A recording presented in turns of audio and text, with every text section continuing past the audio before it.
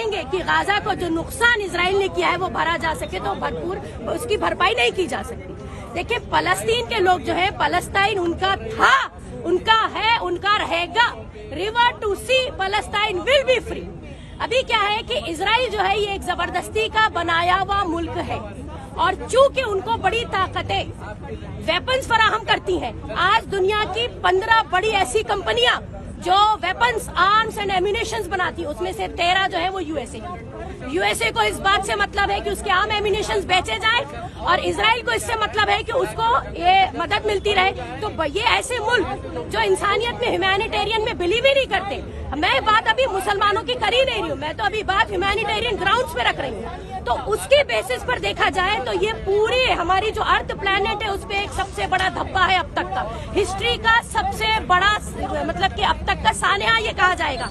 आगे आने वाली नस्लें जब इसे पढ़ेंगी तो वो कांपेंगी पढ़कर। वो हाल कर दिया गया है गाजा में। सिर्फ यही नहीं कि उनपे बमबारी है, आप ये सुनिए कि जापान में हिरोशिमा नागासाकी पे जो अमेरिका ने बम फेंका था, 80 साल हो गए, उसके असरात अभी भी नजर आते। लोग अभी भी यूएसए को थू थू करते।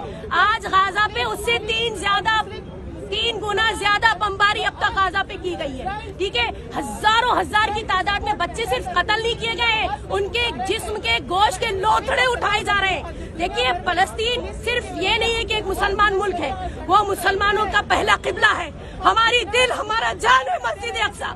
हम जब तक जिएंगे हम मस्जिद अक्सा के लिए बात करेंगे, हम फलस्तीनियों के लिए बात करेंगे। और हम क्यों, आप देख सकते हैं, अगर आप ये कहते हैं कि मुसलमान रोना रो रहे ना, इस वक्त दुनिया की कोई ऐसी कौम नहीं है जो इंसानियत में यकीन रखती हो और वो फलस्तीन के लिए बात ना कर रही हो। आज यहाँ पर जमा होने का जो सबसे बड़ा मकसद है वो मेमोरेंडम देना है ऑनरेबल प्राइम मिनिस्टर के नाम पे। खुशी इस बात की है कि अभी हाल फिलहाल में इंडिया ने सीज फायर के हक में यूएनओ में अपना फेवर दिया, अपना वोट दिया। ठीक है, हम बहुत खुश हैं क्योंकि इंडिया जो है वो हमेशा से ह्यूमन राइट्स चैंपियन रहा है। यूएनओ में इंडिया ने हमेशा से बात करी है ह्यूमन राइट्स की। प्लस हिंदुस्तान खुद 200 साल अंग्रेजों के कॉलोनियलिज्म को भुगत चुका है। हमें मालूम है, हमारे दिल से पूछिए कि जमीन पे कब्जा करना, घर छीन लिया जाना, जिंदगियां खत्म कर दे जाना, हकूक छीन लिए जाना जिंदा रहने की, उसकी तकलीफ क्या होती है, इसका असर नस्लें भुगतती हैं। तो इसलिए हिंदुस्तान एक ऐसा मुल्क है जो समझता है, और हमें खुशी है कि हमारे मुल्क ने अपना स्टैंड लिया। और चूंकि हम नैम पॉलिसी यानी कि नॉन अलाइन पॉलिसी हमारी फॉरेन पॉलिसी रही है, जो जवाहरलाल नेहरू के नाम पर के टाइम पर बनी थी, हम उसको फॉलो करते आए। हमारा स्टैंड बिल्कुल क्लियर है, हमें फख्र है अपने हिंदुस्तानी होने पर। आज हमारा मुल्क जो है वो फलस्तीन की बात करता है, फलस्तीन के हक की बात करता है, क्योंकि हम ह्यूमन राइट्स के चैंपियन हैं।